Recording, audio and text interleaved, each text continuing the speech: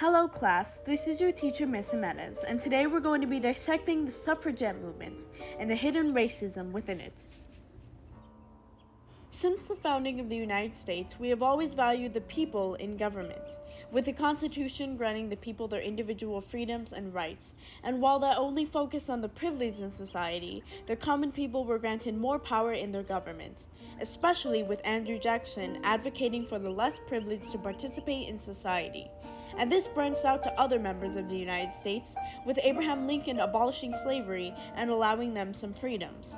But even with these numerous moves toward a more inclusive society for men, women were left behind, left to fight for their rights for representation through the process of voting. Before the Civil War, the suffragette movement was very active. With leaders such as Elizabeth Cady Stanton and Lucretia Mott, they congregated frequently in groups such as the Seneca Falls Convention.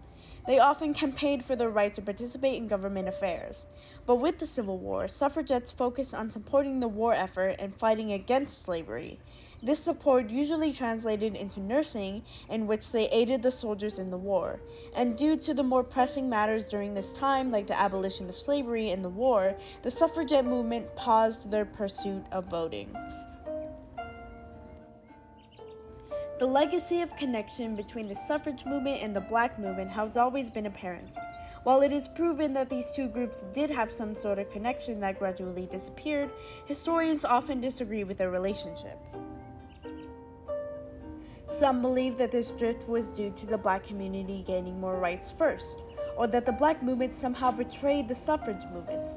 But the least recognized, yet the most prominent explanation, is that the suffrage and black movement split due to the racist beliefs of the suffragettes.